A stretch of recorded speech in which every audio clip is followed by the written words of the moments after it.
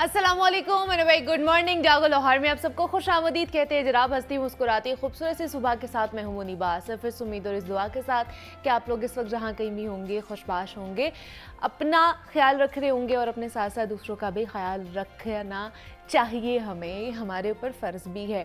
और दूसरा जनाब कि आज जुम्मे का मुबारक दिन है, तो हम सब की तरफ से आप लोगों को जुम्मे का दिन बहुत बहुत मुबारक हो। और आप लोगों को भी पता है कि जुम्मे का दिन हम लोग ख़ास करके उन तमाम तर चीज़ों के हवाले से बात करते हैं, कुरानिक तालीमात के हवाले से। हमारे साथ गेस्ट भी मौजूद होते हैं कि जो हमारे इर्द गिर्द जो इश्यूज़ हो रहे होते हैं, कुछ ऐसी चीज़ें हैं कि अगर कुरान मजीद से उसकी रहनुमाई ले ली जाए तो वो ज़्यादा बेहतर है हमारे लिए।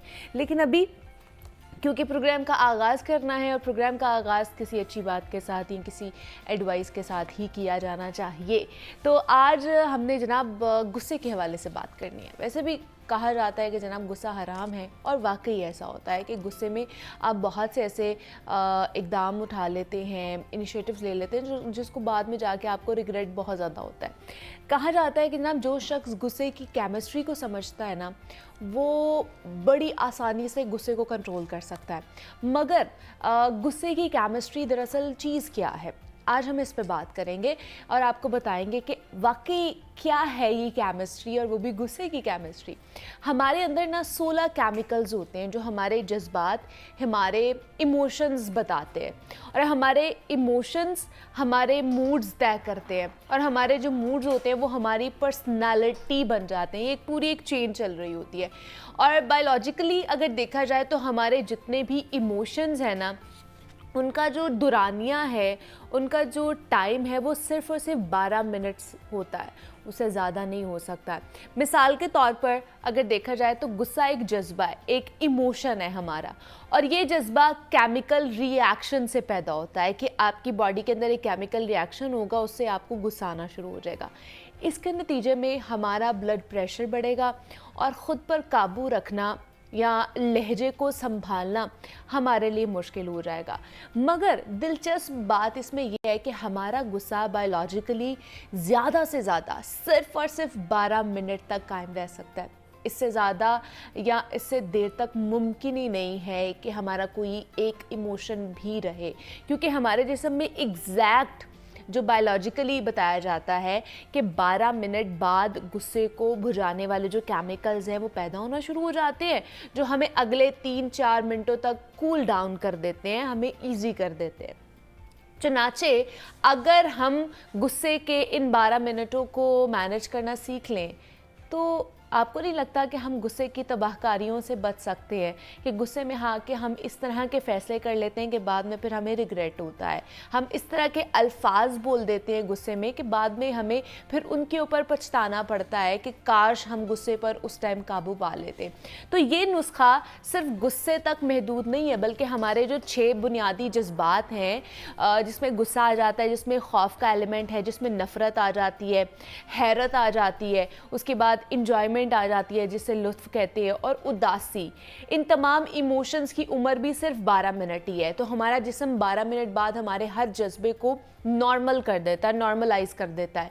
इससे साफ वाज़े ये होता है कि वो लोग जो अक्सर सारा सारा दिन गुस्से में, उदासी में, नफ़रत में या खौफ के आलम में रहते हैं ना, खुद पर उन जज्बात को हावी कर लेते हैं। और कभी कभार तो ऐसे भी लोग देखे हैं मैंने कि 2-2, 3-3 दिन तक उसी कैफियत में रहते हैं, उसी इमोशन के साथ रहते हैं, और अक्सर तो ये लोगों का मूड का हिस्सा बन जाता है ये इमोशंस जो है, वो चाहे गुस्से में रहने वाला, उदासी में रहने वाला हो।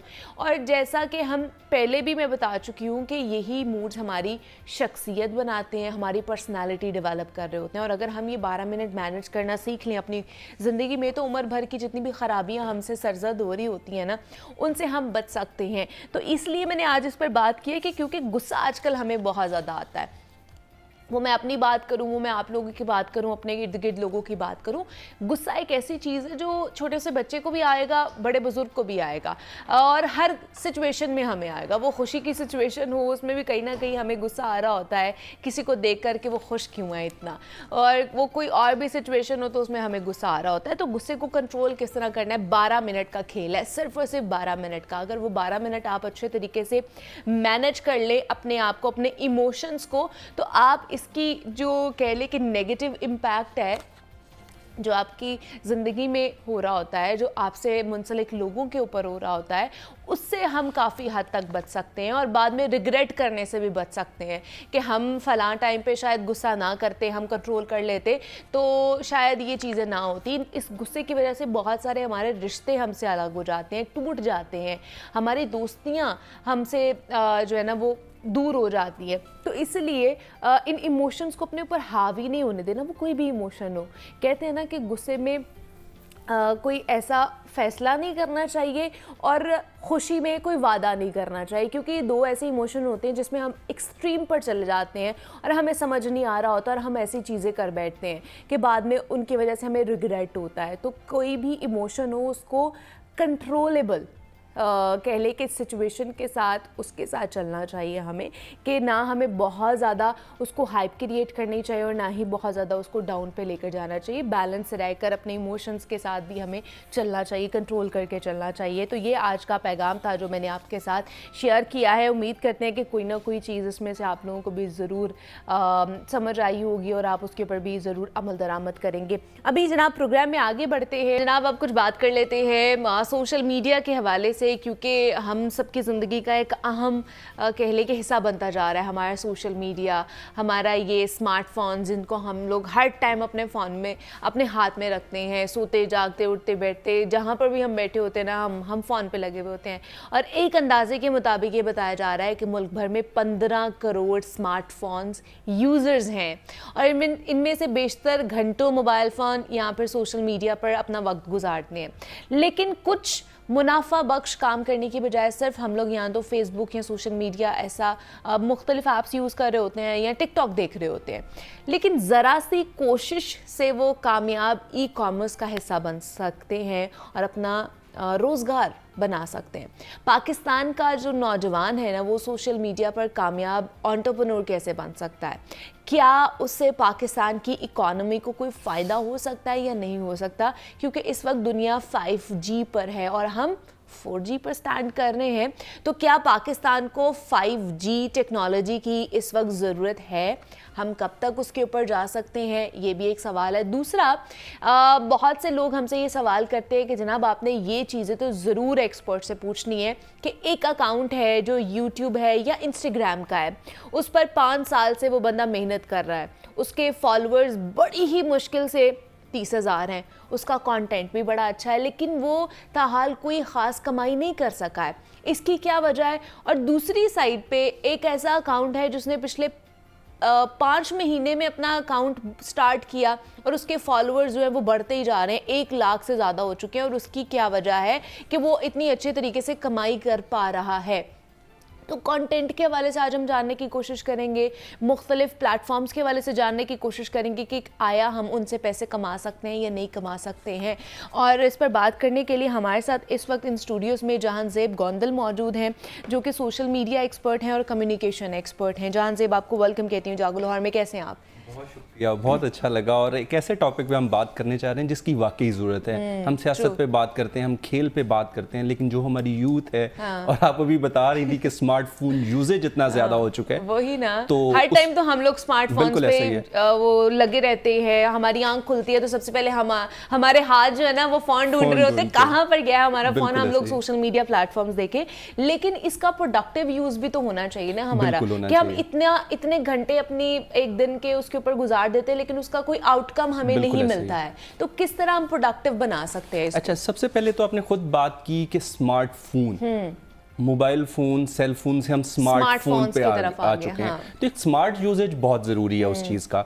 जब हम बात करते हैं फ़ोन यूजेज की, वी आर यूजिंग इन 24/7। और एक हमारी सोसाइटी और हमारी अपनी मेंटेलिटी का ट्रेंड है कि हर चीज़ का एक मस्बत पहलू होता है और एक मनफी पहलू होता है। हमें जिसका मस्बत पहलू समझ नहीं आता, हम उस चीज़ को ही मनफी कर देते हैं। हमें एक तो इस ट्रेंड से बाहर निकलना चाहिए। हम लाउड स्पीकर से लेकर अब स्मार्टफोन तक आ गए, लेकिन हमारे में ना एक्सेप्टेबिलिटी नहीं है चीज़ों की। अच्छा। ठीक है कि हम जो भी इनोवेशन आएगी हम उसे पहले एक्सेप्ट करने की बजाय उसे निगेट करेंगे, अच्छा शक में जाएंगे। और उस टाइम तक दूसरी दुनिया बहुत आगे निकल चुकी होती है। स्मार्टफोन ने आपका अलार्म आ गया, इसमें आपका मतलब स्केड्यूल आ गया, सारी चीजें इसमें पूरी दुनिया आपकी सिमट के रह गई ना। आपको कैलकुलेटर मिल गया, आपको क्लॉक मिल गया, सारा कुछ मिल आपको कैमरा मिल गया, आपको हर चीज तो उसमें मिल गई है। It's not a only smartphone, ये आपका एक लर्निंग किट है, लर्निंग टूल किट है। अच्छा। ठीक है। और जब हम इन्फ्लुएंसर की बात करते हैं या सोशल मीडिया यूजेज की बात करते हैं, इससे पहले हम सोसाइटी से लर्न करते थे, हम अपने पेयर से लर्न करते थे, हम अपने फॉरफादर से लर्न करते थे। अब हम इसके थ्रू लर्न करते हैं और उसके लिए सबसे पहले जैसे हम मीडिया लिटरेसी एक टर्म यूज करते थे, अब एक टर्म है सोशल मीडिया लिटरेसी। ओके। वो बहुत इंपॉर्टेंट है, आपके अंदर वो होनी चाहिए कि आप किस चीज को कितना टाइम दे रहे हैं। और अगर एक चीज को टाइम दे रहे हैं तो वो आप पे इफेक्ट भी करती है। हम जिस सोसाइटी में रहते हैं, ये तो एक बड़ी घिसी पिटी बात है कि a man is known by his company. तो अब आपकी कंपनी आपका सोशल मीडिया और आपका सेल फोन है, और वो आप उसे अपनी मर्जी से यूज नहीं करेंगे तो वो आपको ड्राइव करेगा। So we have to be very careful in its usages कि आप क्या करने जा रहे हैं। और अगर आप प्रोडक्टिव यूज नहीं करेंगे तो वो जैसे आपको यूज कर रहे हैं, क्योंकि वो आपका टाइम कंज्यूम कर रहा है, तो फिर आप खाली दूसरों के स्क्रीनशॉट्स देखेंगे, दूसरों की तस्वीरें देखेंगे, तो वो टाइम जाया होगा। और उसे बड़ा प्रोडक्टिवली इस तरह यूज किया जा सकता है। हमारे पास इतने ज्यादा प्लेटफॉर्म्स हैं लर्निंग के। अब फेसबुक का एक पेज हर किसी ने बनाया होता है, ठीक है, लेकिन आप जिनको देख रहे हैं, जिनको आप फॉलो कर रहे हैं, वो उसके थ्रू अर्न कर रहे हैं और आप उनके लिए प्रोडक्ट है। हाँ। अगर सोशल मीडिया का एक बड़ा सिंपल, लेकिन हमें तो ये लगता है जहां से ये इसको करेक्ट भी कर दें कि शायद लोग सिर्फ YouTube से कमा रहे हैं, व्लॉगिंग करके, वीडियोस बना के। हमें ये नहीं पता कि YouTube वो फेसबुक से किस तरह कमाना है या बाकी जो प्लेटफॉर्म्स है उससे किस तरह कमाना है। सबको लगता है सिर्फ YouTube ही अर्निंग का प्लेटफॉर्म है, उसके अलावा कुछ भी नहीं। अच्छा, नहीं उसमें हमारे जितने सोशल मीडिया प्लेटफॉर्म है, ये एक मिथ है कि खाली YouTube है। और हमें YouTube अर्निंग का भी उस टाइम पता चला कि जब दुनिया उससे बहुत कुछ कमा चुकी थी। वही मैं अपनी बात को कहूंगा कि हम चीजों को ना, जब वो आ रही होती है ना, जब ट्रेंड सेट हो रहा होता है, आप किसी चीज में तब भी पड़ जाएं तो आप उसके पायनियर्स में से आ जाते हैं।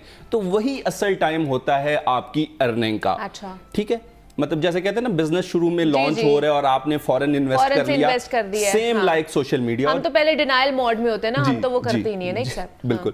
और उसमें YouTube earning, Instagram earning, Facebook earning, और एक और बड़ा अच्छा प्लेटफॉर्म है जिसका हम जिक्र ही नहीं करते, यूडेमी। या वो एक लर्निंग हमारा प्लेटफॉर्म है जिस पे आपको ऑनलाइन कोर्सेज मिलते हैं। आफ्टर कोविड, इस तरह कोविड ये बड़ा इन हुआ, इसमें आप उस प्लेटफॉर्म पे जाते हैं, आप दुनिया जहान का कोई भी कोर्स फ्री ऑफ कॉस्ट, वहाँ फ्री कोर्सेज भी हैं, पेड कोर्सेज भी हैं। और हमने स्कूल और कॉलेज में एक प्रेजेंटेशन बनाते थे, आपने सबने देखी होगी, स्लाइड्स बनाते हैं।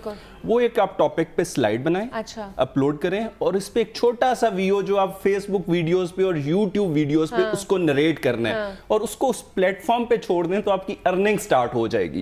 तो हम सोशल मीडिया यूज कर रहे हैं वीडियोस के लिए और इस तरह के टीजर्स के लिए, पिक्चर पोस्ट के लिए, लेकिन कोई उसकी बात नहीं करेगा। उस पे ईच एंड एवरी आपको एस्पेक्ट का कंटेंट मिलेगा। आप सीख भी सकते हैं और आप सिखा भी सकते हैं और अर्न भी कर सकते हैं। इसी तरह आप जैसे बात करी थी यूट्यूब पे कि कई इतने सालों से उसे यूज कर रहे हैं और उनके फॉलोअर्स नहीं बढ़ते हैं। हाँ। उसमें एक तो मैं थोड़ा सा इन सोशल मीडिया प्लेटफॉर्म्स की भी बात करूंगा। ये जब स्टार्ट में आए थे तो उनका मकसद कुछ और था। लाइक फेसबुक का उस टाइम मकसद था कि नेटवर्किंग करना, वो आपके पीछे पूरी साइंस है कि उनका एक प्रोजेक्ट था और उन्होंने वो स्टार्ट किया। लेकिन फिर जब ये मेटा हुआ और इन्होंने अपने मोड चेंज किए, तो उसमें इन्होंने अपना जो बिजनेस है ना उसे मेन एस्पेक्ट बना दिया। Social media for earning. पहले सोशल मीडिया होता था कनेक्टिविटी के लिए, नेटवर्किंग के लिए, तो उसमें इन्होंने कुछ अपने वो मोड भी चेंज किए जिसमें आपको पेड की तरफ जाना पड़ता है। लेकिन मैं नहीं प्रेफर पेड करूंगा, मैं आपको सिंपल से कुछ टिप्स बताऊंगा, उसके थ्रू आप अपनी जो प्रोफाइल है उसे ऑप्टिमाइज करें। एक तो अपनी प्रोफाइल को ऑप्टिमाइज जरूर करें आप किसी भी प्लेटफॉर्म पे। दूसरा, आप अपना एक ब्रीफ और टू द पॉइंट इंट्रोडक्शन दें। ठीक है। तीसरी उसमें एक चीज होती है कि आपके पास एनालिसिस आ जाता है, एनालिटिकल रिपोर्ट आ जाती है। उसमें आप देख सकते हैं जब आप सेटिंग्स में जाते हैं कि आपका बेस्ट टाइम कौन सा है सोशल मीडिया पोस्ट करने का। नॉर्मली जो हम रिसर्च में देखते हैं तो Wednesday is the best day to post. 12 to 2 in the noon. Okay. ठीक है, वो बेस्ट टाइम होता है, लेकिन ये वेरी करता है पर्सन टू पर्सन। आप अपनी प्रोफाइल में जाके देख लें कि आपको किस तस्वीर पे या किस टाइम पे, वो सारा कुछ आपके सामने आ जाता है। तो उस पैटर्न को फॉलो करना चाहिए। एक व्यू आ जाता है ना, वो आपको सारा बता देता है। बिल्कुल आ जाता है। उससे आपको ये भी पता चल जाता है कि आपके दोस्तों के इंटरेस्ट क्या है, वो क्या लाइक कर रहे हैं और क्या। जैसे हम गूगल करते हैं तो हमें होता है अच्छा यार हम ये टाइप कर रहे हैं तो हमारी पसंद की चीज फौरन आ जाए। हाँ। तो ये एक टू वे प्रोसेस होता है। हम ना सिर्फ उन्हें अपना डाटा दे रहे होते हैं और उनका डाटा ले रहे होते हैं, हमारे इंटरेस्ट भी नोट हो रहे होते हैं। बिल्कुल ऐसे जब ही आप वो एजुकेशन पे लिखेंगे, फैशन पे लिखेंगे, तो वो आपका डाटा भी फीड हो रहा है। हाँ, वो आर्टिफिशियल इंटेलिजेंस इतनी ज्यादा हो गई है कि आप सिर्फ अभी सोचते ही है ना, तो वो उस तरह की पोस्ट आपके सामने आना शुरू हो जाती है इंस्टाग्राम पे, फेसबुक पे, और आपको समझ नहीं आ रहा होता अच्छा ये तो अभी मैं सोच रहा था, ये सोच रही थी, ये तो सामने आ गया है। अच्छा, वो बिल्कुल आता है। उसमें ये होता है कि आपके भी ना ट्रेंड्स नोट हो रहे हैं। हाँ। मैं कौन सी पोस्ट लाइक कर रहा हूँ, किस पे कमेंट कर रहा हूँ। एग्जैक्टली। तो आपने देखा होगा कि आप एक पोस्ट लाइक करते हैं तो आपको वैसी ही पोस्ट नजर आना शुरू हो जाती है। तो ये हम खुद भी प्रोडक्ट हैं, तो we have to quite wise about it. बहुत से लोग हैं वो फॉलोअर्स बाय भी तो कर लेते हैं। हाँ। क्या उसका पता चल जाता है कि किसने कितने फॉलोअर्स बाय किए हुए हैं, किसके कितने फेक हैं? क्योंकि अक्सर वो आपको मैसेजेस भी इनबॉक्स में आ रहे होते हैं कि जनाब आप इतने पैसे दें और इतने फॉलोअर्स ले लें। ये ट्रेंड तो आजकल बहुत आम है और वो फॉलोअर्स आ जाते हैं आपके पास। अच्छा। ठीक है, लेकिन तो वो फेक होते हैं, फेक होते हैं। उसमें होता ये है कि एक हमारी इंगेजमेंट रेट होता है। अच्छा। आजकल जितने भी इन्फ्लुएंसर्स को हायर किया जाता है या कंपनी का देखा जाए, वो फॉलोअर्स को नहीं देखते, वो इंगेजमेंट रेट कि आपकी वीडियो के ऊपर कितनी इंगेजमेंट आ रही है। मतलब आपके 5 मिलियन के फॉलोअर हैं लेकिन लाइक्स और इंगेजमेंट कमेंट्स वगैरह बहुत कम है। तो वो आप जैसे ही पहला उसके पेज पे जाएंगे ना, फॉलोअर्स बहुत ज्यादा है, इंगेजमेंट कम है, तो वो आपको वैसे ही पता चल जाएगा कि ये फेक है, ये खरीदे हुए हैं। और ये लॉन्ग रन पे बड़ा नुकसान देता है। ठीक है, कोई आपका पहले इंप्रेशन में तो देख लेगा बहुत से आप बहुत अच्छे इन्फ्लुएंसर हैं, लेकिन इंगेजमेंट रेट नहीं है, तो वो आपकी क्रेडिबिलिटी को मुतासिर करता है कि आप ऑथेंटिक ही नहीं है, तो कोई आपको अपनी प्रोडक्ट क्यों देगा।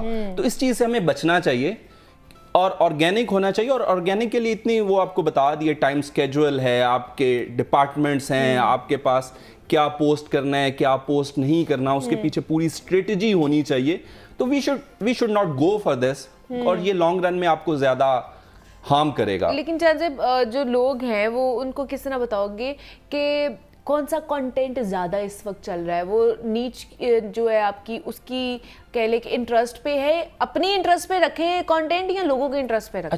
अच्छा, उसमें ना दो चीज़ें होती हैं। एक होते हैं सोसाइटी ट्रेंडर्स होते हैं और एक फॉलोअर्स होते हैं। हाँ। हमने किस में जाना है? हमने बेसिकली जाना है जहाँ भी आप किसी भी फील्ड में कामयाब तब होते हैं जब आप ट्रेंड सेटर होते हैं। ठीक है, तो बाज़ औक़ात ये चीज़ें भी देखना पड़ती हैं, लेकिन मैं तो आपको यही कहूंगा, आपकी यूनिकनेस है, आपकी एक अपनी निश है, आपका एक नेचुरल स्टाइल है, आप उसको कॉपी करें, उसको कॉपी करें, उसे निखारें, किसी और का मत उठाएं, क्योंकि फिर आप सेकंड बेस्ट ही रहेंगे, आप बेस्ट नहीं हो सकते किसी दूसरे को कॉपी करके।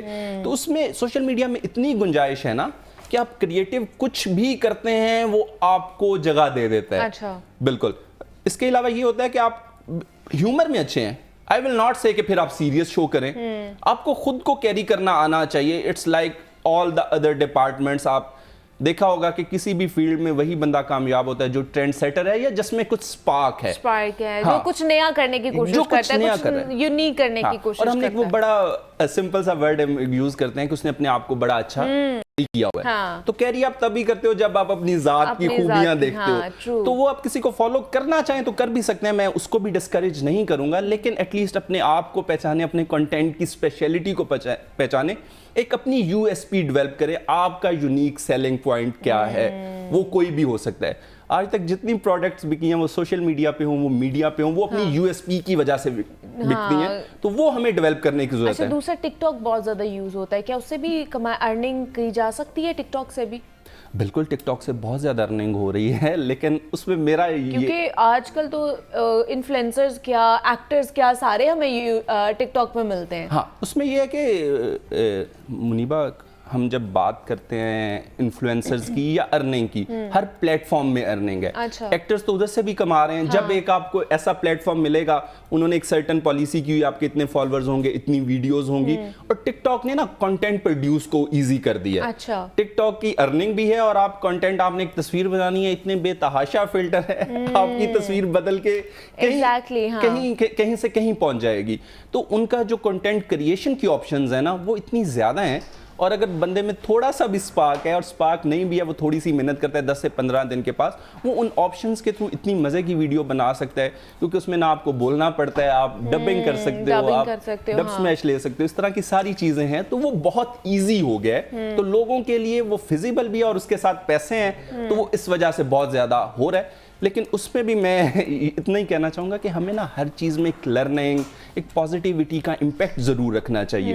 ये एक प्लेटफॉर्म पे भी होना चाहिए और ये एक पर्सन में भी होना चाहिए। तो इस चीज़ को हमें ज़रूर मद्देनजर रखना चाहिए कि कंटेंट प्रोड्यूस करते हुए ये हमारी अपनी भी लिमिटेशंस है और ये हमारे अपने अंदर भी होना चाहिए। अपनी एक अखलाकी जिम्मेदारी भी तो हमारी बनती है ना, हम इस मुआशरे में रहते हैं। अच्छा, दूसरा जैसे मैंने बात की थी जानजेब कि दुनिया 5G पे पहुँच गई, हम अभी भी 4G पे स्टैंड कर रहे हैं, हम आगे नहीं बढ़ पा रहे हैं, इसकी क्या वजह है? और आपको लगता है कि आने वाले दिनों में हम लोगों को 5G की अभी तो जरूरत है, लेकिन क्या हम इस पे कन्वर्ट हो सकेंगे कि नहीं हो सकेंगे? हम अभी GG पे ही हैं।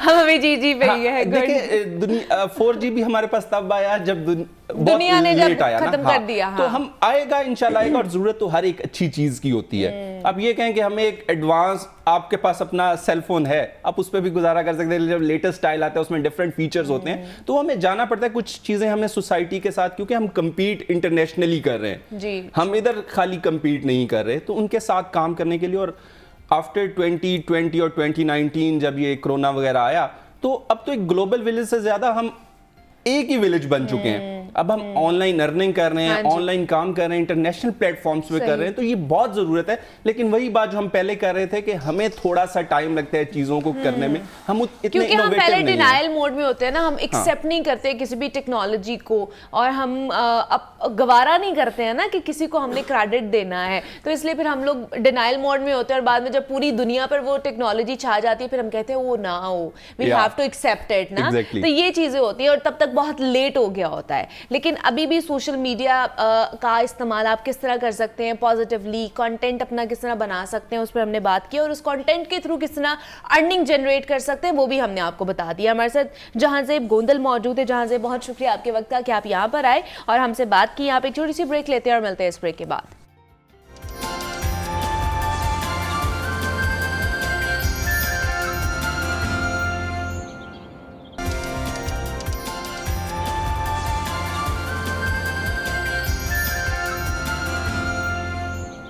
वेलकम बैक टू जागो लाहौर। जनाब, कुछ आंखों की सेहत के हवाले से बात कर लेते हैं। बहुत से लोगों के नाबीना होने का सबब काला मोतिया होता है, और काला मोतिया बुनियादी तौर पर वो खामोश बीमारी है जिसमें आँख का दिमाग के साथ जो राबता है वो मुनक़ता हो जाता है।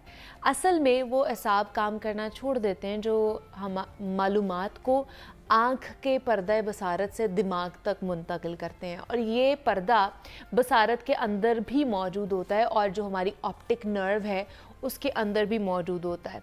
और काले मोती की तशख़ीस और इलाज के हवाले से आँख के अंदरूनी दबाव की पैमाइश बहुत ज़्यादा अहमियत की हामिल होती है, क्योंकि इस दबाव का बढ़ जाना इस बीमारी की एक अहम अलामत भी हो सकता है, और इलाज की कामयाबी का अंदाज़ा करने के लिए भी इसकी बार बार पैमाइश ज़रूरी होती है।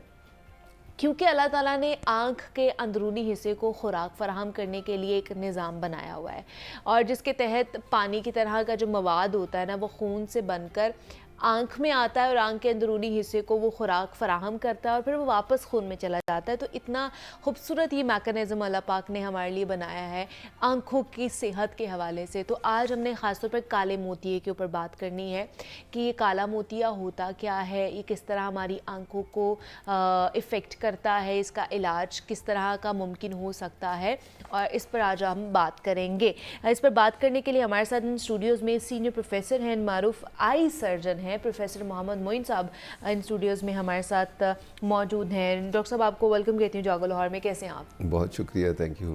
डॉक्टर साहब, काला मोतिया, इसके बारे में हम बहुत सुनते आते हैं और बहुत से केसेस भी हम देख रहे होते हैं कि रिपोर्ट होते हैं, तो एक्चुअली में है क्या काला मोतिया? थोड़ा बहुत मैंने बता दिया, बाकी साइंटिफिकली किस तरह क्या है, क्या चीज़ें हैं, वो आपने हमें बतानी है। आपने मेरे ख्याल में बहुत अच्छा डिस्क्राइब किया। मुझे लगता है आपने बहुत मेहनत की है उसके ऊपर पढ़ने में और समझने में। अगर मरीजों को भी इतनी कुछ समझ आ जाए तो उससे काफ़ी फ़ायदा वो हो ज़्यादा जाएगा, अच्छा, काफ़ी बेहतर फ़ायदा होगा, हो हाँ, जाएगा। लेकिन सही। सबसे पहले जो इम्पोर्टेंट चीज़ है कि काले मोती को काला ही क्यों कहते काला हैं, क्यों कहा जाता है? क्यों Exactly, सबसे अहम चीज़ ये हाँ। सफ़ेद को सफ़ेद कहते हैं और काले को काला कहते हैं, ये हैं। क्यों? काला मोती एक ऐसी बीमारी है जो कि दुनिया की नंबर 1 कॉज है इरिवर्सिबल ब्लाइंडनेस, यानी कि वो ब्लाइंडनेस जो कि वापस नहीं आती। ओके। और सफ़ेद मोतिया वो है कि जो रिवर्सिबल ब्लाइंडनेस करता है, आप अच्छा। ऑपरेट करते हैं तो वो ठीक हो जाता है। तो ये दो चीज़ें बहुत अहम है। काले को इशू है, जिस तरह आपने कहा कि बहुत खामोशी से, हाँ जी। खामोश कातिल है नज़र का, इस वजह से चूंकि उसके अंदर जो नज़र है साइडों से कम होना शुरू होती है। तो अगर आपको इतना नज़र आता था तो फिर आहिस्ता आहिस्ता आहिस्ता करते हुए बन जाती है, जैसे कि टनल विजन कहते हैं, जिस तरह के आंख इतनी हो जाती है कि आपका साइडों का फील्ड, तो आप समझ लें कि आपकी आंखों में साइडों से अंधेरा जो है ना आपकी नज़र में आता जाता है, और वो इस वजह से काला कहते हैं, और आहिस्ता आहिस्ता वो टोटल काला हो जाता है सारा कुछ। ये काला मोतिया ये में काला होता है। मोती है, इस वजह से उसे काला कहा जाता है। और वो काला ये है कि वो कालक जो आ जाती है वो वापस रिवर्स वो नहीं होती, irreversible है। इरिवर्सिबल है। तो इसमें चूंकि मरीज को आखिर तक काफ़ी अच्छा नज़र आता है, अच्छा। तो मरीज समझता है शायद मुझे कुछ भी नहीं है। मरीज को हम पकड़ते भी हैं या पता भी लगता है तो मरीज शुरू में समझता है कि शायद ये वैसे ही कह रहे हैं कि डॉक्टर का काम है जी पैसे लेना और बाकी सारी चीजें बिल्कुल वो करना। चीज़ें चलती रहती हैं।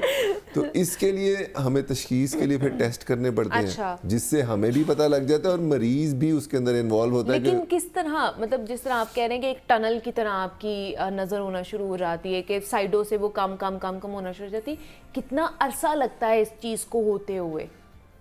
काला मोतिया दो हाँ। किस्म के हैं। एक जो बहुत तेज़ी से आता है उसे एंगल क्लोजर ग्लाकोमा कहते हैं, कि जिसके अंदर आंख का जो पैसेज है वो एकदम बंद हो जाता है। अच्छा। आंख के अंदर जिस तरह आपने बताया था कि पानी बनता है हाँ आंख के अंदर, और वो फिर खारिज होता है, बाहर निकलता है अंदर ही आंख के अंदर स्ट्रक्चर के अंदर। मरीज आते हैं, उनको कहते हैं कि जब आपके पानी ज़्यादा है आंख के अंदर, तो वो कहते हैं डॉक्टर साहब मुझे पानी तो आ ही नहीं रहा आंख के बाहर। तो उनको समझाना पड़ता है बाहर का पानी और अंदर का पानी दो फर्क चीज़ Different है। है, एक चीज़ है जो आंख के अंदर सर्कुलेट करता है पानी, वो बाहर नहीं निकलता, और उसका पानी से उससे कोई ताल्लुक नहीं है जो बाहर आपको वाटरिंग होती है। तो वो पानी आंख के अंदर एकदम प्रेशर चढ़ जाए तो वो एकदम नज़र कम करता है, उसमें मरीजों को बहुत ज़्यादा दर्द होती है, आंख बहुत ज़्यादा उसे एकदम नज़र चली जाती है। और दूसरा जो साइलेंटली चलता है वो ओपन एंगल ग्लाकोमा, यानी कि रास्ता खुला होता है लेकिन उसके रास्ते के पोर्स जो है, यानी कि जिस तरह आपका सिंक है उसके सुराख होते हैं, वो एज के साथ थोड़े तंग होते जाते हैं। तो वो तंग होते जाते हैं तो पानी बन रहा है, बाहर नहीं निकलता।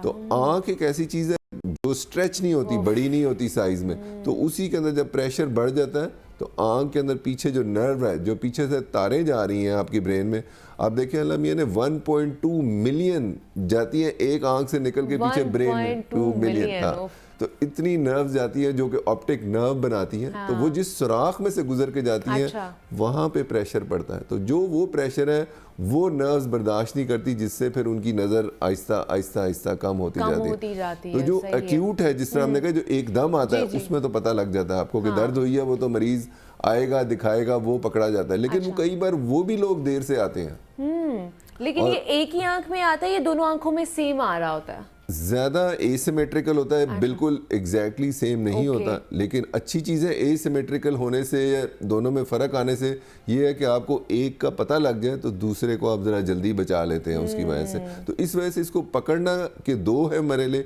एक है कि जिनको बहुत दर्द हुई और वो आगे, और दूसरा जिनको पता नहीं लगता उनको पकड़ना सबसे मुश्किल काम है, चूँकि आप चाहते हैं कि वो लोग जिनको पता नहीं लग रहा उनको आप पहुँच जाएँ और उनको आप पहले बता दें कि ये है, और उनकी दवाइयाँ अगर आप पहले शुरू कर लें तो वो बच जाते हैं। तो वो क्या तरीके हैं उसमें उस पे भी हम बात करेंगे। लेकिन मैं ये चाह रही हूँ कि हमें बताइए इसकी रीज़न क्या है होने की, जेनेटिकली है कोई, क्या रीज़न है काला मोतिया होने की, या सफ़ेद मोतिया पे बात करते हैं, काला मोतिया एटलीस्ट होने की क्या रीज़न है बिहाइंड? इसके मल्टीपल रीज़न है। लेकिन जो मोस्ट कॉमन है आपकी फैमिली हिस्ट्री काले मोतिया की। अगर आपकी फैमिली में किसी को है काला मोतिया, एक फैमिली मेंबर को भी है, तो आपको चेक ज़रूर कराना चाहिए देखने के लिए कि क्या बाकियों में किसी में है कि नहीं है।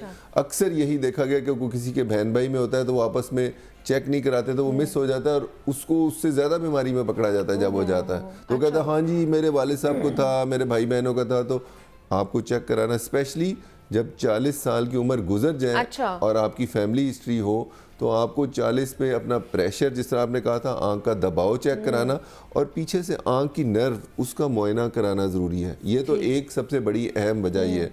एक आता है पैदाइशी। अच्छा, पैदाइशी भी होता है। तो पैदाइशी आपकी जब आंख बन रही होती है तो जो पैसेज, जिस तरह हमने कहा था, जहां से पानी खारिज होता है वो बनते ही नहीं है, उसके अंदर सुराख बनते ही नहीं है, तो पानी बनता जाता है, बाहर नहीं निकलता। लेकिन बच्चे जब होते हैं उनमें एक कैपेसिटी है कि जिस तरह बलून का गुब्बारा फैल जाता है ना, तो उनमें फैलने की कैपेसिटी होती है, लेकिन अनफॉर्चुनेटली उससे आंख का साइज बड़ा होना शुरू हो जाता है। तो वो देखने से भी बुरी लगती है, और जब बच्चे पैदा होते हैं आंख को लगता है कि साइज एकदम बड़ा है, बहुत अजीब सी आंख लग रही है, और दूसरा उसमें से पानी भी आता है और दूसरी आंख आगे से सफ़ेद होना शुरू हो जाती है। तो ये पैदाइशी मोती है, कई बार हम काला मोती है, जो कि पकड़ना बहुत ज़रूरी है, और उसकी तो हमें अर्जेंट सर्जरी ही करनी पड़ती है ताकि वो बच्चा बाद में देख सके और दुनिया के साथ कम्युनिकेट कर सके, अदरवाइज वो परमानेंटली ब्लाइंड हो जाता है बचपन में। अच्छा, साथ साथ तो हम बात करें, मैं चाहूंगी कि आप कॉफ़ी भी पिएं क्योंकि ठंडी हो जाएगी तो फायदा नहीं है। तो मुझे ये बताइए, इसका ट्रीटमेंट, जिस तरह आपने कहा है कि ऑपरेशन है, बच्चों में तो चलो ऑपरेशन कर ले, इसका final and last treatment operation ही है, या इससे पहले दवाइयाँ यूज़ करके इसका ट्रीटमेंट बेहतर किया जा सकता है, इसका कह ले कंडीशन इसकी बेहतर की जा सकती है? इसमें बहुत अहम चीज़ ये है कि ऑपरेशन कई बने हैं दुनिया में जो कि बहुत प्रेडिक्टेबल होते हैं। अच्छा। यानी कि आपने करेंगे तो उसके रिजल्ट बहुत अच्छे आएंगे। जिस तरह सफ़ेद मोतिया का ऑपरेशन है वो इतना अच्छा बन चुका हुआ है कि करते हैं तो बहुत अच्छे, किसी का ऐनक उतारने का ऑपरेशन है वो बहुत अच्छे।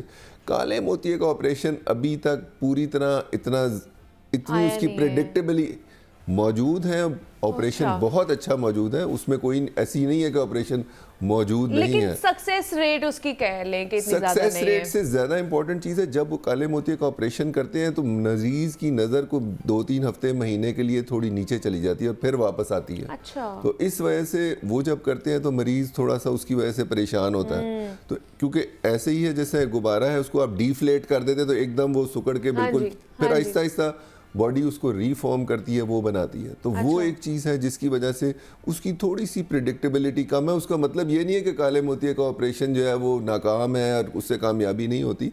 मैंने तो 80-90% में सक्सेसफुल है और बहुत अच्छा ऑपरेशन है। सिर्फ एक चीज़ ये है कि उसकी वजह से नज़र इमीडिएटली थोड़ी सी कम होती है। दूसरा ये है कि लॉन्ग टर्म उसके करने के बाद सफ़ेद मोतिया किसी को बन सकता है। तो वो 2 चीज़ें हैं, लेकिन अब उसमें अंदर कई एडवांसमेंट आ गई हैं बाहर के मुल्कों में कि उसके अंदर इसकी जो सक्सेस रेट है या इसकी प्रेडिक्टेबिलिटी बढ़ाने के लिए और स्टेंट्स आ गए हैं जो आंख के अंदर डल जाते हैं। वो भी पाकिस्तान तक पहुंचे नहीं, चूँकि वो बहुत एक्सपेंसिव है। लेकिन उसमें एक स्टेंट जो वेल्व होता है वो तो हमारे पास मौजूद है। लेकिन ये एक चीज़ है जिसकी वजह से कतरे जो हैं दुनिया में ज़्यादा इम्पॉर्टेंट है इस्तेमाल करने के लिए कंपेयर टू कि आप डायरेक्टली सर्जरी पे चले जाएं। क्योंकि एक पेशेंट है जिसको आप कहते हैं कि कतरे एक बार है, सारी उम्र डालते रहें तो आपका जितना है उतना ही रहेगा। अच्छा। सिर्फ आपने चेक कराने आना है और वो है। दूसरा है एक पेशेंट है जिसको ऑपरेशन के थ्रू जाना है और फिर उसको हमने देखना है कि वो उसका रिजल्ट क्या है। किसी का ऑपरेशन अच्छा हो जाता है तो वो भी ठीक रहता है और सारी उम्र ठीक रहते हैं। लेकिन ये चीज़ें हम मॉनिटर करते हैं कि बीमारी की सेवेरिटी कितनी है। अच्छा। किसी को थोड़ी बीमारी है तो उसको हम कहते हैं कि आप कतरे डालते रहें। किसी की ज़्यादा है, कंट्रोल नहीं हो रही, तो उसको हम कहते हैं कि आप ऑपरेशन की तरफ जाएं। लेकिन जो कतरे डलवाते हैं, जिनकी स्वेरिटी देखी जाती है कतरे, तो वो क्या उनकी आंख जो नज़र है वो वहीं पर रुक जाती है और वो ज़्यादा काला मोतिया बढ़ता नहीं है? जी बिल्कुल। जिस तरह मरीज आते हैं कि डॉक्टर साहब मुझे ये हो गया तो अब मैं क्या होऊंगा, वो तो रोना शुरू कर देते हैं कि मैं अंधा हो जाऊंगा। ऑब्वियसली वो एकदम अपसेट है। तो फिर उनको समझाते हैं कि देखें शुगर के मरीज हैं, ब्लड प्रेशर के मरीज हैं, क्या वो उनको बीमारी हो जाती है, वो खुदा ना खास्ते उनकी जान जल्दी तो नहीं चली जाती। पहले जब दवाइयाँ नहीं होती थी तो ऑब्वियसली यही होता था। तो इसमें भी ऐसी ही बीमारी है, आप कंट्रोल कर लें तो आप ठीक है। अच्छा। तो सिर्फ ये है कि आपने कंट्रोल करना है और उसमें कतरे डालने हैं और चेक जरूर कराना है कि आपने, चूंकि अभी होम डिवाइसेस है, जिससे शुगर है वो आप इंसुलिन लगा के वो मीटर चेक कर सकते हैं। तो इसके आंख को चेक करने के लिए जो मीटर है वो अभी इतने आए नहीं, इतना कॉमन हो कि आप घर में इस्तेमाल कर लें, और इतने रिलायबल नहीं है, डॉक्टर के पास जाना पड़ता है। तो ऑपरेशन के बाद क्या मुकम्मल तौर पर आपकी नज़र सही हो जाती है, वापस आ जाती है, या दोबारा काला मोतिया होने के चांसेस हैं? यही सबसे इम्पोर्टेंट सवाल है और मरीज को समझाना भी यही होता है कि इसको ऑपरेशन करने के बाद जितनी नज़र है उतनी ही रहेगी। अच्छा, नज़र को कोई इम्प्रूवमेंट नहीं आएगी। अच्छा। नज़र शायद थोड़ी सी नीचे जा सकती है, इम्प्रूव बहुत ज़्यादा नहीं करती, क्योंकि डैमेज हमने पहले कह दिया कि परमानेंट है। परमानेंट है, हाँ। और कई काले मोतिये के साथ आते हैं जिनको कुछ नहीं नजर आता, ब्लाइंड होते हैं, तो वो कहते हैं हमारा कुछ कर दे, तो वो आप कुछ भी नहीं कर सकते, क्योंकि जो सर्जरी करेंगे अगर उससे वापस ही कुछ नहीं आना तो फिर उसको करने का फायदा नहीं है, क्योंकि हर चीज अब डॉक्टर करता है कि उसको विजन आए, अगर विजन नहीं है तो फिर आप कुछ नहीं करते। तो इस वजह से हम पहले अच्छी तरह से देखते हैं कि उसको लाइट नजर आती है कि नहीं आती। अगर उसको लाइट नजर नहीं आती, उंगलियां नहीं देख सकता, तो फिर अनफॉर्चुनेटली काले मोतिये का ऑपरेशन भी कुछ नहीं कर सकता। मतलब अगर हमें अब 100% नज़र आता है और अगर 20% हमारी साइडों से हमारी नज़र चली गई है, तो वो ऑपरेशन के बाद भी वो वापस नहीं आएगी, वो 80% ही रहेगी। 80 ही रहेगी। वो ऑपरेशन के बाद ये होगा कि अब वो कम नहीं होगी, हाँ, लेकिन वो वहीं पे स्टेबल रहेगी। स्टेबल हो जाएगी, बिल्कुल। ये हमें पेशेंट को बताने की जरूरत है, उनको अवेयरनेस करने की, देने की जरूरत है कि जनाब ये है, आपकी 100% नहीं होगी, वो 80% रहेगी, लेकिन उससे कम नहीं होगी। ऑपरेशन का ये फायदा है। जी बिल्कुल। तो दोबारा हो सकता है ऑपरेशन के बाद अगर वो एहतियात नहीं बरतेंगे तो, ये मुझे बताएं। अच्छा, ये भी एक इम्पोर्टेंट सवाल है। आप अगला सवाल है कि ऑपरेशन में आप ऐसी क्या चीज करते हैं कि प्रेशर कंट्रोल हो जाता है? प्रेशर कंट्रोल, तो हाँ। उसमें आंख के अंदर से आप सुराख बनाते हैं, जो कि आंख से पानी, आंख के साइडों पे कंजंक्टिवा, उसके अंदर पानी को बाहर निकालता है। तो वो बॉडी का क्या मैकेनिज्म है, कोई भी आप कट दें या सुराख बनाए तो बॉडी उसको हील कर देगी, हील करके बंद कर देगी। तो ये आपने एक ऐसी सर्जरी करनी है जो आप बॉडी के हीलिंग मैकेनिज्म को फाइट कर रहे हैं, उल्टा चला रहे हैं। आप चाहते हैं जो आप सुराख बना रहे हैं वो बंद ना हो, और वो खुला रहे। तो उसके लिए फिर कई आपको दवाइयाँ इस्तेमाल करनी पड़ती हैं, जिसकी वजह से वो सुराख क्लोज नहीं होता। इसी वजह से काले मोतिये की सर्जरी में थोड़ा सा सक्सेस ये होता है कि आप बनाते हैं तो रास्ता कई बार बंद होने के चांसेस रहते हैं। तो ये भी मरीज को समझाना पड़ता है कि उसके फेलियर के रेट रहते हैं। मतलब इतना मुश्किल होता है ये बीमारियों को एक तो ट्रीट करना, और दूसरा इनके बारे में जानना बड़ा मुश्किल होता है कि क्या हो सकता है। लेकिन इसकी कहते हैं ना कि एक एज लिमिट होती है, इसकी एज ब्रैकेट क्या है होने की? एज ब्रैकेट होने की, होने को किसी वक्त, जिस तरह मैंने कहा कि बचपन पैदाइशी में भी हो सकता है और आपको 80 साल पे भी हो सकता है, दोनों तरफ जा सकता है। और एक जो हम भूल गए हैं कि सफ़ेद मोतिया कई बार जो एज ब्रैकेट जब बढ़ती जाती है, जिसको नहीं था 70-80 साल पे पहुंच गया, कई बार सफ़ेद मोतिया होता है और वो कहते हैं कि वो ऑपरेट नहीं करवाते, उनका वाइट हो जाता है। हाँ, तो एक्चुअली वो उनकी पुतली वाइट हो जाती है, बिल्कुल वाइट हो जाती है। उनका लेंस एक्चुअली स्वेल कर रहा होता है, वो फूल रहा होता है आंख के अंदर, तो उसकी वजह से आंख के अंदर स्पेस कम हो जाती है, तो वो काले मोतिये में कन्वर्ट हो जाता है। तो इस वजह से कई बार लोग कहते हैं हाँ जी ऑपरेशन करा लें सफ़ेद मोतिया को, नहीं तो काला मोतिया में बन जाएगा। तो ये वो स्टेज है जब काला मोतिया बहुत देर की उम्र में बन सकता है, स्पेशली जिनका कैटरेक्ट होता है, क्योंकि वो स्पेस कम है।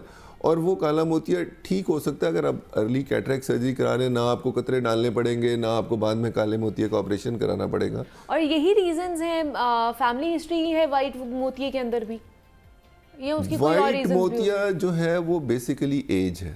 अच्छा, वो एज में होता तो मरीज मेरे से पूछते हैं, मैं कहता हूँ बाल अगर आपके सफेद होते हैं कोई तरीका है उन्हें काला करने का? नहीं। तो मैंने कहा लेंस का भी यही है। वो पूछते हैं कोई कतरे हैं जिससे वापस आ जाएगा? तो मैंने कहा आता नहीं है, क्योंकि वही लेंस के फाइबर भी एज के साथ वाइट होते हैं, लेकिन प्रोसेस ये नहीं है कि एकदम क्लियर से एकदम आज नजर नहीं आ रहा तो कल सब कुछ नजर आना बंद हो जाएगा। तो उसमें ये कि स्लोली है, ग्रेजुअल प्रोसेस है। जिस तरह बाल आपके आहिस्ता आहिस्ता ग्रे होंगे फिर सफ़ेद होंगे, तो वो आहिस्ता आहिस्ता टाइम मिलता है आपको सफ़ेद मोतिये में, अनलेस कि आपको चोट लग जाए। अच्छा। या आपको कोई ऐसी चीज़ें इस्तेमाल कर रहे हैं, दवाइयाँ इस्तेमाल कर रहे हैं जिससे बहुत तेज़ी से आपका बन जाए, जिस तरह के आप स्टीरॉइड्स इस्तेमाल करते हैं लोग, उनके अंदर मैंने बताया सफ़ेद मोतिया जल्दी बन जाता है। अच्छा। डायबिटिक्स में जल्दी बन जाता है, कई लोगों को मेटाबॉलिक है, कैल्शियम का प्रॉब्लम है, उनमें जल्दी बन जाता है। अच्छा। किसी को कट लग जाए, कोई चोट लग जाए, शीशा या हैमरिंग कर रहे हो, तो वो लेंस के बीच में से गुजर जाए तो फौरन वाइट कर देता है लेंस को। मतलब डिफरेंट फैक्टर्स हो सकते हैं काले मोतिये के भी और वाइट मोतिये के भी। लेकिन ज्यादातर यूजुअली वाइट मोतिया के पेशेंट्स आपके पास आते हैं, काले मोतिये के पेशेंट्स ज्यादा तो वाइट, क्योंकि वाइट अब हमने कह दिया ना कि सारे लोगों में होता है और एज के साथ सबको होना है एज के साथ।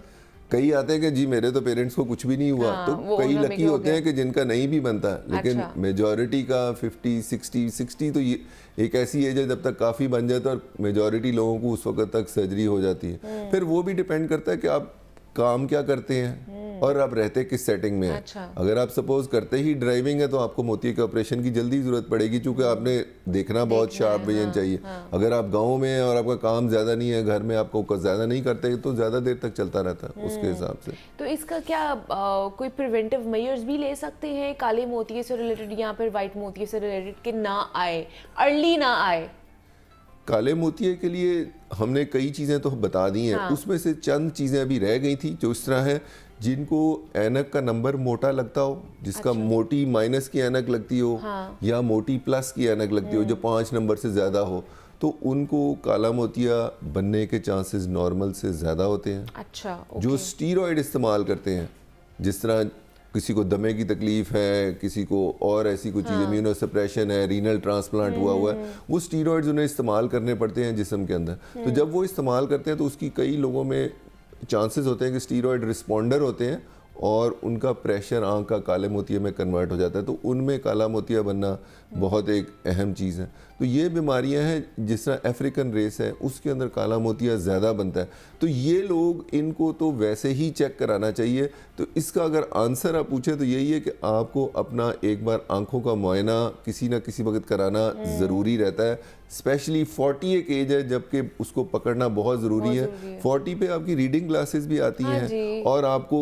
ये भी एक चीज़ होती है जिसमें आंख का प्रेशर या दबाव आप चेक कर लेते हैं, पीछे नर्व जो है उसको देखते हैं, और अगर हमें लगे कि शक हो कि आपको काला मोतिया है तो फिर कई टेस्ट हैं जो हम करते हैं। टेस्ट आसान होते हैं, वो विजुअल फील्ड होता है, मरीज़ को बिठाते हैं और उससे पूछते हैं, साइडों पे डॉट्स दिखाते हैं लाइट के कि क्या आपको कोई साइडों की नज़र कम तो नहीं है, क्योंकि आपने पहले साइडों की नज़र पकड़नी है। फिर एक स्कैन है पर्दे का, वो लेज़र से करते हैं, जिससे पीछे जो नर्व में तारें जा रही हैं वो मशीन एक्चुअली गिन लेती है कि कितनी कम हो गई हैं, तो उससे आपको पता लग जाता है कि डैमेज हो गया है या नहीं हुआ। तो कई लोग होते हैं जिनकी शक्ल पीछे आँख के जो नर्व है लगती है कि जिस तरह काले मोतिये की हो, लेकिन कई लोगों की फेमिलियल उसकी शक्ल होती ही ऐसी है।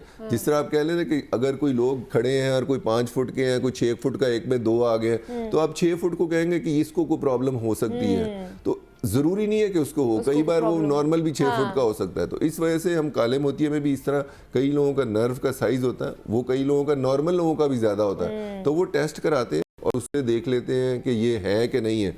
ऐसे मरीजों को हम लेबल करते हैं ग्लाकोमा सस्पेक्ट। तो वो मरीजों को परेशान होने की ज़रूरत नहीं होती, हम समझाते हैं कि टेस्ट इस वजह से कर रहे हैं ताकि आपकी एक बीमारी है उसको हम पकड़ लें, मिस हो गई तो फिर ये ना हो कि आपको डैमेज हो जाए फिर आए। तो जिनका नॉर्मल हो जाता है तो हम उसको कहते हैं, कई बार टेस्ट अगर आपको नॉर्मल आ जाए तो आपको खुश होना चाहिए कि हाँ जी मैं ठीक हूँ। हाँ, डरना नहीं चाहिए। लेकिन वैसे ओवरऑल अगर बात कर ली जाए सिर्फ आंखों की सेहत को बरकरार रखने के हवाले से, तो उसके लिए क्या टिप्स देंगे आप? कि सबसे पहले आप आजकल कंप्यूटर का इस्तेमाल बहुत ज़्यादा है आपका, तो वो आंखों के ऊपर स्ट्रेन बहुत ज़्यादा पड़ता है। कंप्यूटर ही है, आप मोबाइल फ़ोन भी? तो वो तो उससे भी बड़ी बीमारी है। मोबाइल उससे वो तो हर वक्त आपके हाथ में होता है, कंप्यूटर शायद उससे कम होता है। तो एक तो आंखें उसकी वजह से, जब आप चीज की तरफ गौर से देखते हैं तो उसका ब्लिंक रेट होता है एक नॉर्मली, तो जब आप वो कम हो जाता है तो उससे आपकी सरफेस से ड्राइंग जो है ना ज्यादा होती है, तो उसकी वजह से कई बार आपको फील होगा कि आपकी ड्राई हो रही हैं आंखें, और उसके लिए फिर आपको लुब्रिकेंट इस्तेमाल करने पड़ते हैं, टीयर ड्रॉप्स हैं, या फिर ये है कि आप जब काम करते हैं बीच में ब्रेक ले लें, तो ब्रेक ले लें, या अगर ज़्यादा हो तो आंखों को छींटे से डाल के साफ कर लें, या कई बार आप ब्लिंक एक्स्ट्रा कर सकते हैं, वो भी आपको कवर कर जाती है, वो भी आपको अच्छा करती है। वरना वो 20-20 का एक रूल है आप लोगों के जी बिल्कुल, कि हर 20 मिनट के बाद 20 सेकंड के लिए 20 फुट पे देखें, तो वो आंख के अंदर जो मसल्स हैं वो रिलैक्स हो जाते हैं और आपको हेडेक नहीं होती है। या लुब्रिकेंट्स मिलते हैं, आप वो भी यूज़ कर सकते हैं, वो भी काफ़ी फ़ायदेमंद साबित होते हैं। तो हमारे साथ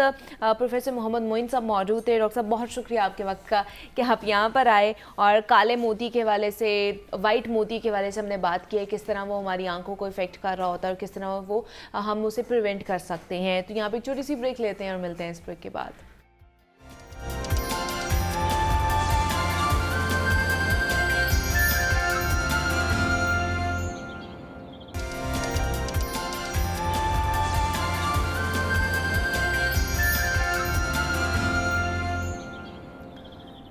वेलकम बैक टू जागो लाहौर। जनाब, सेगमेंट है हमारा इस्लामिक तालीमात के हवाले से, जिसमें हम हुजूर पाक सल्लल्लाहु अलैहि वसल्लम की ज़िंदगी पर रोशनी डालने की कोशिश करते हैं और उनसे कुछ सबक सीखने की कोशिश और तालीमात लेने की कोशिश करते हैं। क्योंकि जनाब, रजब का ये महीना शुरू हो जाता है और इस्लामिक साल का ये 7वां महीना है।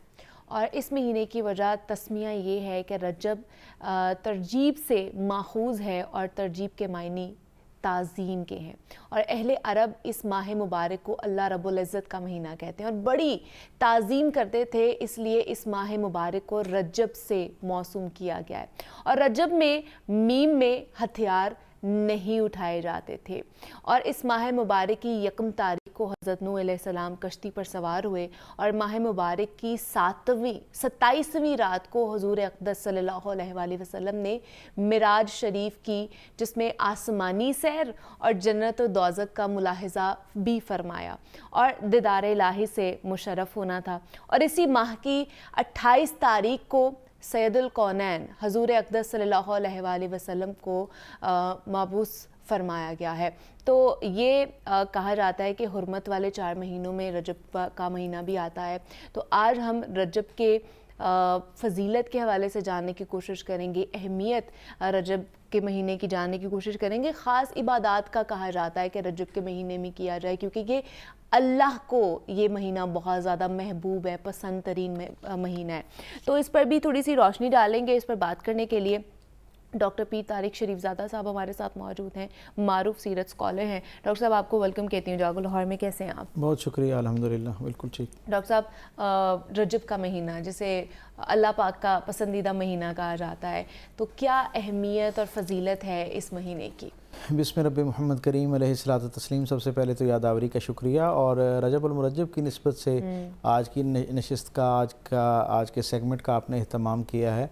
रजब उन खुश नसीब महीनों में से है और उन इज़्ज़त माब महीनों में से हैं जिनका इकराम और एहतराम, जैसा कि आपने अपने सरनामा कलाम में कहा, कि दौर जाहिलियत में भी किया जाता था। कुरान हकीम की सूरह तौबा की आयत से हम तक ये ख़बर पहुँचती है कि अल्लाह रब्बुल इज़्ज़त फरमाता है कि जिस वक्त अल्लाह ने ज़मीन व आसमान की तख्लीक फ़रमाई, उसी वक्त ही ये जो वक्त की तकवीम है, इसकी बुनियाद पर महीनों को 12 हिस्सों में तकसीम कर दिया, यानी 12 महीनों में तकसीम कर दिया। और फिर सरकार दो आलम और फिर कुरान हकीम ये भी बताता है कि उन 12 में से 4 महीनों को अल्लाह ने हुर्मत वाला, इज़्ज़त वाला, शर्फ़ वाला, इनफरादी जो एक तशख़्ख़ुस है उसके साथ जो है ना उनका अलग एक तारुफ़ और हवाला जो है वो कायम कर दिया। सरकार दो आलम सल्लल्लाहु अलैहि वसल्लम की निस्बत से हुज़ूर के सहाबी हज़रत अबी बकरा रज़ी अल्लाह तआला अन्हु, हज़रत अबू बकर नहीं, हज़रत अबी बकरा रज़ी अल्लाह तआला अन्हु हुज़ूर के एक बड़े महबूब सहाबी हैं। वो ये फरमाते हैं कि सरकार दो आलम सल्लल्लाहु अलैहि वसल्लम की वही में दुली हुई ज़ुबान से हम तक ये ख़बर पहुँची कि अल्लाह के नज़दीक ये जो साल की तकवीम है इसमें 12 महीने ही हैं और 4 महीने इसमें ताज़ीम वाले हैं, जिनमें 3 इकट्ठे आते हैं, ज़िकात, ज़िलहज और मुहर्रम। वो तीनों महीने इकट्ठे आते हैं और रजब जो है ये अपनी इनफरादी तशख़्ख़ुस के साथ अलग महीने के तौर पे अल्लाह के यहाँ आता है।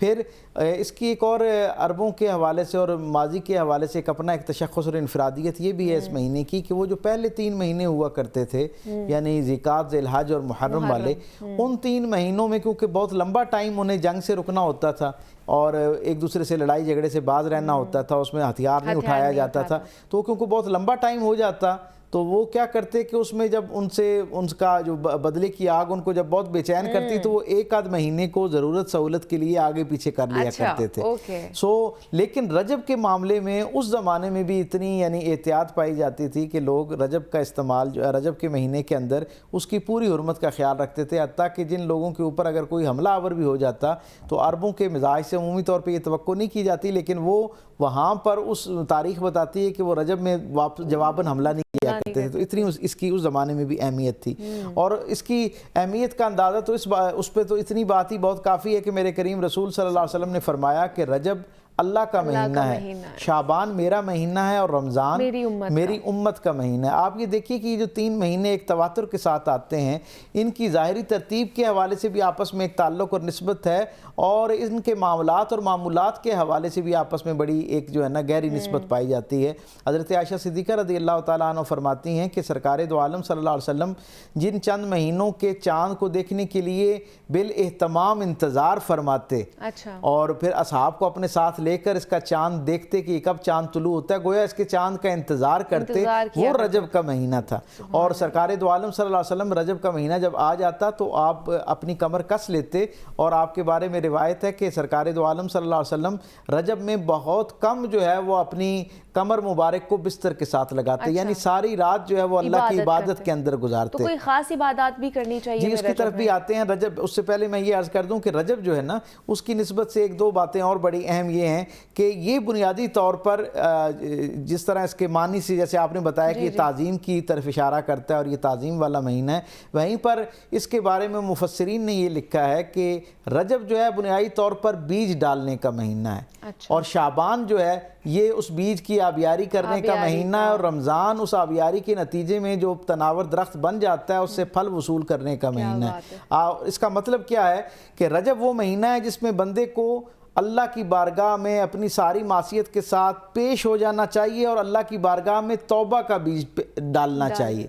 अपने नफ्स की जो खेती है, अपने दिल की जो खेती है, उसके अंदर तौबा का बीज डाले और फिर शाबान तक उसकी पूरी आबियारी करे, यानी पूरे एहतमाम के साथ जिन गुनाहों पर अल्लाह से तौबा तलब की है, दोबारा न करने का वादा किया है, उनसे अपने आप को बचाए और अपनी आदत पुख्ता करे, ताकि जब रमज़ान में दाखिल हो तो वो इस सहूलत के साथ दाखिल हो कि उस महीने के हर आन में जो एक मुनफरिद अल्लाह की तरफ से बरकत, रहमत और मग़फ़िरत उतर रही होती है, उसे अपनी ज़िंदगी का हिस्सा बना सके। इसलिए कुछ मुफस्सिरीन ने इसकी बड़ी एक और ख़ूबसूरत मिसाल भी दी कि ये जो रजब है ये अल्लाह की मग़फ़िरत और जो अल्लाह की नेमतें हैं और अल्लाह की तरफ से तौबा की कबूलियत की जो हवा है उसका महीना है। और शाबान जो है वो बारिश का महीना है, और रमज़ान उस बारिश के नतीजे में वो जो हरियाली और जो नेमतें आप तक पहुँचती हैं उसका महीना है। तो बुनियादी तौर पर हुजूर की ज़िंदगी से भी हमें ये पता चलता है कि ये जो तीनों महीने हैं इनका इबादत के हवाले से भी ख़ास ज़ौक़ मिलता है। रसूल रहमत सल्लल्लाहु अलैहि वसल्लम रजब के चांद आते ही अपने जो दीगर मामलात होते हैं उनको समेटना शुरू कर देते, ताकि ज़्यादा यकसू होकर जो है वो अल्लाह की इबादत की जा सके। अब आपका सवाल जो उमूमी तौर पर सबके ज़हन में आता है कि इस महीने की निस्बत से कोई ख़ास इबादत, तो इसकी एक और मुनफरिद फजीलत जो है वो हम तक ये पहुँचती है कि दो इसके अपने इनफरादी तशख़्ख़ुस हैं। एक तो ये हुर्मत वाला महीना है, इसके अंदर जो है वो कि लड़ाई जो है उससे मना कर दिया गया मुसलमानों को, लेकिन बाद में फिर ये हुक्म जो है इसके अंदर रुख्सत आ गई, यानी गोया इसके अंदर ये गुंजाइश पैदा कर दी गई कि अगर मुसलमानों पर कोई हमला आवर हो जाए तो अपने दिफा के लिए तलवार उठाई जा सकती है, अपने दिफा के लिए हिकमत अमली मुरतब की जा सकती है। आम हालात में खुद हमला करना इसको नापसंदीदा करार दिया गया। एक बात, पहला तो ये इसके साथ एक मुनफरिद मामला था। दूसरा, इसकी निस्बत से हम तक ये बशारत पहुँचती है कि जब कोई शख्स इस महीने के अंदर नेक अमल करता है तो अल्लाह उसका अजर 2 गुना कर देता है। तो इससे अंदाज़ा होता है कि ये जो महीना है इसके अंदर इबादत जो हैं, कोई भी नेक अमल जो हम करते हैं इबादत के नाम पर, पहले तो हमें ये समझ लेना चाहिए कि उसका अजर 2 गुना हो जाता है। ये बहुत बशारत वाली बात है और ये बशारत बहुत बयान की जाती है, लेकिन मैं बड़ी एहतियात के साथ अपने सामीन और नाजरीन को इस बशारत के साथ साथ जो इसके अंदर एक एहतियात का पहलू है उसकी तरफ भी मुतवज्जो करूँगा। और वो ये है, आप खुद देखें मुफस्सिरीन ने इस बात को लिखा है, इमाम कर्तबी ने बड़े एहतमाम से इस पर कलम उठाया और वो कहते हैं कि जिस महीने के अंदर नेकियों का अजर 2 गुना कर दिया जाता है, उन नेकी उस महीने में तौबा करने के बाद अगर हम अपने किसी गुनाह की तरफ वापस पलट जाते हैं तो आप खुद अंदाज़ा लगाएं कि अगर नेकी 2 गुना हो जाती है तो गुनाह के ऊपर जो है वईद और वो जो सख्ती और अल्लाह की तरफ से नाराज़गी है वो भी कई गुना हो जाती है, कम से कम 2 गुना हो जाती है। इसलिए हमें इस हवाले से भी बहुत एहतियात करनी चाहिए। और ये सच्ची बात यह है कि जब आप गुनाहों से बचना शुरू हो जाते हैं ना तो खुद ब खुद नेकी इख्तियार होना आसान हो जाया करती है। बुनियादी तौर पर रजब जो है मैं समझता हूँ ये गुनाहों से बचने का महीना है। एक मशक करें बड़ी दयानतदारी के साथ, इसकी सबसे बेहतरीन इबादत जो हो सकती है। वैसे तो इस महीने की निस्बत से कोई बराह रास्त बाज़ाब्ता रसूल रहमत से मंसूब कोई जो है इबादत हमें नहीं मिलती, रोज़ों की कसरत मिलती है। सरकार दो आलम सल्लल्लाहु अलैहि वसल्लम की वो रखने चाहिए नहीं रखने चाहिए, उनकी हकीकत सरकार दो आलम वसल्लम के बारे में असहाब से पूछा गया तो उन्होंने बताया कि सरकार दो आलम सल्लल्लाहु अलैहि वसल्लम रजब के अंदर रोजे रखते भी थे और बाद दफ़ा जब रखते थे तो ऐसा लगता था जैसे सारा महीना रोजा रखेंगे, और बाद दफ़ा रोजा नहीं रखते थे और पूरा महीना रोजा नहीं रखते थे। तो एक तो ये हमें अंदाजा होना चाहिए। लेकिन रजब के महीनों के जो रोजे हैं उनके बारे में एक और रिवायत रिवायत से हम तक ये खबर पहुँचती है, हुजूर से मंसूब एक बात हम तक पहुँचती है कि जो शख्स, मैंने जैसे अर्ज़ किया था ना कि रजब का एक माना ताज़ीम है, खुशखबरी है। अच्छा, रजब का एक माना बहुत तेज़ी से किसी चीज़ की तरफ जानना है। अच्छा। तो ये क्या, इसका मुफस्सिरीन ने ये मतलब निकाला कि इसकी तेज़ रफ्तारी से मुराद ये कि जब बंदा तौबा करता है तो अल्लाह की रहमत इतनी तेज़ी के साथ उसकी तरफ आती है जैसे गोया लपक के उसको अपनी आगोश रहमत में ले लेती है। दूसरा इसका एक मफहूम जो है वो ये है कि रजब हकीकत में, वैसे तो कबीला मुज़र एक था, वो अपने आप को मंसूब करते थे और फ़ख्र करते थे कि हमारे बुजुर्ग ने इस कबीले, इस महीने का नाम रजब रखा। लेकिन सरकार दो आलम सल्लल्लाहु अलैहि वसल्लम फरमाते हैं कि जन्नत के अंदर एक नहर का नाम भी रजब है। और ये वो रजब, ये वो नहर है जहाँ से वो खुश नसीब जो रजब के महीने में कम से कम एक रोज़ा रखते हैं, उन्हें अल्लाह वहाँ से उस दूध और शहद की जो नहर रजब है उससे सैराब फरमाएगा, उनकी प्यास बुझाएगा और उनकी ज़ियाफ़त फरमाएगा जन्नत के अंदर। जो बंदा एक रोज़ा रखता है उसके लिए रजब की उस नहर का मामला है। जो बंदा इसकी निस्बत और ताल्लुक़ से कसरत के साथ रोज़े रखना शुरू करता है वो अल्लाह के साथ कुर्बत में आना शुरू हो जाता है। और ये बताया जाता है कि जो आदमी 7 रोज़े रखता है, अल्लाह रब्बुल इज़्ज़त की तरफ से, यानी ये मुफस्सिरीन ने ये बात लिखी कि जो 7 रोज़े रख लेता है वो अपने ऊपर जहन्नुम के 7 दरवाजे बंद कर लेता है। जो 8 रोज़े रखता है अपने ऊपर जन्नत के 8 के 8 दरवाजे खोल लेता है। और जो बंदा इस एक महीने में 10 या 10 से ज़ायद रोज़े रखता है सिर्फ खालिस अल्लाह की रज़ा के लिए और अल्लाह की इबादत तसव्वुर करते हुए, तो इसका इतना बड़ा अजीम शान मकाम है कि अल्लाह उसकी सारी मासियत, उसके सारे गुनाहों को न सिर्फ माफ़ कर देता है बल्कि उनको अजर में बदल देता है, नेकियों में बदल देता है। तो इस निस्बत से इस महीने की अहमियत और फजीलत जो, और ये पूरा महीना अपने अंदर कई तारीखी हवालों से भी बड़ी अहमियत क्या रखता है। वाक़यात हैं इस निस्बत से? जिस तरह आपने हमें ये तो बता दिया, लेकिन कुछ ऐसे वाक़यात भी होंगे इस माह मुबारक की निस्बत से कि जिनसे हमें कुछ ना कुछ सीखने को मिलता होगा? जी यकीनन, ये जो वैसे तो इस्लामी तारीख और इस्लामी तकवीम के एतबार से ये जो कैलेंडर है हमारा इस्लामी, इसका हर दिन ही अपने अंदर कुछ इंफरादियतें रखता है और उसका अपना एक हवाला बड़ा मजबूत और मुस्तहकम है। लेकिन रजब भी अपने हवालों के एतबार से बड़ा मुनफरिद है, जैसे अपने नाम और अपनी बरक़ात के हवाले से मुनफरिद है, बिल्कुल इसी तरह अपने अंदर जो मुख्तलिफ अहवाल हैं उनके हवाले से भी बड़ा मुनफरिद है। मसलन आप ये देखें कि जो यकम रजब है वो हज़रत इमाम बाकर रज़ी अल्लाह तआला अन्हु जो हैं उनके यौम पैदाइश है। अच्छा, आप ये देखें कि 3 रजब जो है वो इमामुल आशिकीन हज़रत अवैस करनी रज़ी अल्लाह तआला अन्हु जो है उनका यौम विसाल है। 4 रजबुल मुरज्जब जो है वो हज़रत इमाम शाफ़ी रज़ी अल्लाह तआला अन्हु का यौम विसाल है। 6 रजबुल मुरज्जब बिलखुसूस, वैसे तो पूरी उम्मत के लिए लेकिन बिलखुसूस बर सग़ीर पाक व हिंद के मुसलमानों के लिए बड़ा अहम है कि 6 रजब वो यादगार और तारीख़ी दिन है जो हज़रत मोइनुद्दीन चिश्ती अजमेरी, हज़रत ख्वाजा गरीब नवाज़ रहमतुल्लाह तआला अलैह के साथ मंसूब है। उनका यौम विसाल है, उनके उर्स के दिनों के तौर पर मनाया जाता है, जिन्होंने बर सग़ीर पाक व हिंद में इस दीन को लाने के हवाले से और फैलाने के हवाले से और फिर उनके सिलसिले की निस्बत से पूरे बर सग़ीर पाक व हिंद में न सिर्फ बल्कि पूरी दुनिया के अंदर जो है वो कलमा गो हमें नजर आते हैं जो उनके सिलसिले की बरकत से जिन्हें दीन की नेमत मैसर आई। इसी तरह हम आगे देखते हैं कि 13 रजब जो है वो सरकार दो आलम सल्लल्लाहु अलैहि वसल्लम की निस्बत से हुजूर के बड़े महबूब सहाबी हुजूर के चचाजाद भाई जनाब अली करमुल्लाह वजहुल करीम की पैदाइश का दिन है। आपकी दुनिया में आमद और तशरीफ आवरी का दिन है 13 रजबुल मुरज्जब जो है, उस निस्बत से जो है वो उसकी अपनी एक फजीलत और अहमियत है। 15, 16, 17 रजब जो है इनमें से कोई तारीख जो है ये अय्याम जो है ये हज़रत इमाम जाफ़र सादिक रज़ी अल्लाह तआला अन्हु के साथ मंसूब हैं। इसी तरह हम देखते हैं कि 27 रजब जो है उसका हवाला ऐसा मुनफरिद है कि उसे उम्मत में शायद ही कोई शख्स ऐसा हो जो उसकी अहमियत से इनकारी हो या उसकी तरह उससे नावाकिफ हो। वो सरकार दो आलम सल्लल्लाहु अलैहि वसल्लम का मेराज शरीफ के लिए अल्लाह रब्बुल इज़्ज़त की कुर्बत ख़ास की तरफ सफ़र करना है। तो सो इस निस्बत से हम ये देखते हैं कि पूरा महीना ही अपने अंदर बेशुमार खैर, बेशुमार इज़्ज़तों के, बरकतों के, रहमतों के, अल्लाह की तवज्जो हासिल करने के बहुत सारे हवालों के साथ हमारी ज़िंदगी के अंदर दाखिल होता है। लेकिन कोई ऐसी चीज़ें, कोई इबादत खास कोई बता सकते हैं आप, या कोई ताउज़ तस्मिया या कोई ऐसी चीज़ें सबसे अहम पता चले? मैं समझ सबसे अहम बात जो इसके अंदर करने वाली है, हमें बहुत सारी तफसीलात में जो है उनकी रिवायात भी मिलती हैं, लेकिन मैं हमेशा ये कहा करता हूँ कि रजब जो है ना ये तैयारी का महीना है, ये कमर कसने का महीना है। हकीकत में आप ये समझें कि ये अल्लाह रब्बुल इज़्ज़त की तरफ से एक ऐसा रहमतों का पैकेज है।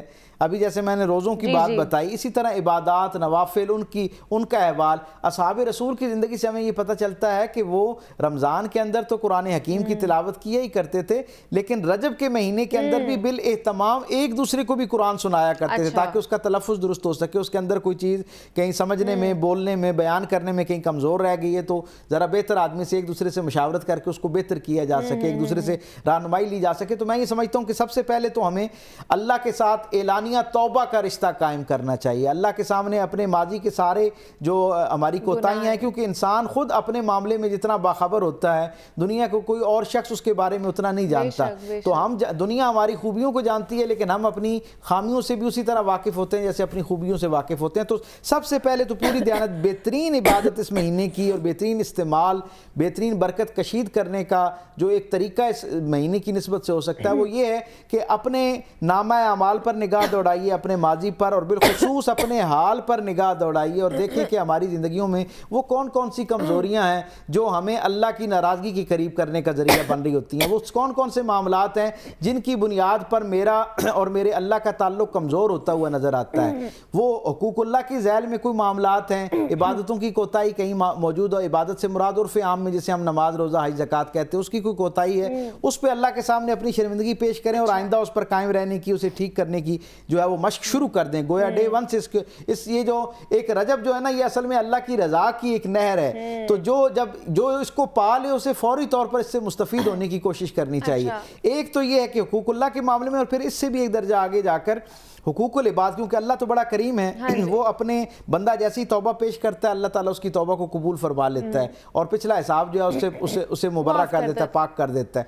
लेकिन अल्लाह ने ही ये बता रखा है, अपने रसूल की ज़ुबान से हम तक ये खबर पहुंची है कि बंदे के साथ मामलात हैं ना, उनमें बड़ा उसे एहतियात पसंद होना पड़ता है। तो मैं ये समझता हूँ कि रजब को सेलिब्रेट करने का, रजब से इस्तिफ़ादा करने का एक बेहतरीन तरीका ये हो सकता है कि अपने गिरदो पेश में वो जो हुर्मत के, कुर्बत के रिश्ते हैं, उनसे जो कहीं ना कहीं हमसे जानने में और बाज़ दफ़ा अनजाने में जो हक तलफियाँ हो चुकी होती हैं, जो कोताहियाँ हो चुकी होती हैं, हमें उसके ऊपर काम करना चाहिए ताकि हम किसी न किसी अंदाज में अल्लाह के साथ वादा करते हुए उन लोगों के साथ अपना रीयूनियन करें, अपने ताल्लुक़ को दोबारा उस्तवार करें और दोबारा उस्तवार करने के बाद एक दर्जा आगे जाते हुए अल्लाह रब्बुल इज़्ज़त की रज़ा को हासिल करने के लिए अल्लाह से वादा करें, बंदों से भी वादा करें, अल्लाह के साथ भी वादा करें। और गोया रजब के पहले चांद के तुलू होते ही हमें जो है ना अपनी ज़िंदगी के अंदर एक खुशगवार तब्दीली की तरफ अपना सफ़र शुरू करना चाहिए ताकि ये सफ़र जो है वो बिल आखिर जब रमज़ान तक आप पहुँचें। आप देखें ना हुजूर की दुआ क्या है, जब हुजूर इस चांद को देखते हैं तो क्या कहते हैं, अल्लाह हमें रजब में और शाबान में बरकत अता फरमा। अब मुफस्सिरीन ने इसकी ज़ैल में ये बात लिखा, मुहद्दिसीन ने इसकी शरह में ये बात लिखी कि ये जो बरकत मांगी है ना, इसमें वक्त की बरकत भी शामिल है और ये जो खैर की तरफ जाने की कुव्वत है ना, इसमें बरकत भी अल्लाह से मांगी है। तो हमें इस बरकत की दुआ करते हुए रमज़ान की तरफ सफ़र करना चाहिए। अल्लाह पाक हम सबको ये तौफीक अता फरमाए। हमारे साथ डॉक्टर पीर तारिक शरीफजादा साहब मौजूद है। डॉक्टर साहब बहुत शुक्रिया आपके वक्त का। रजब के महीने के हवाले से हम बात करें तो उसकी अहमियत और फजीलत पर बात की है। मुझे इजाज़त दीजिए, अपना ख्याल रखिएगा। अल्लाह हाफ़िज़।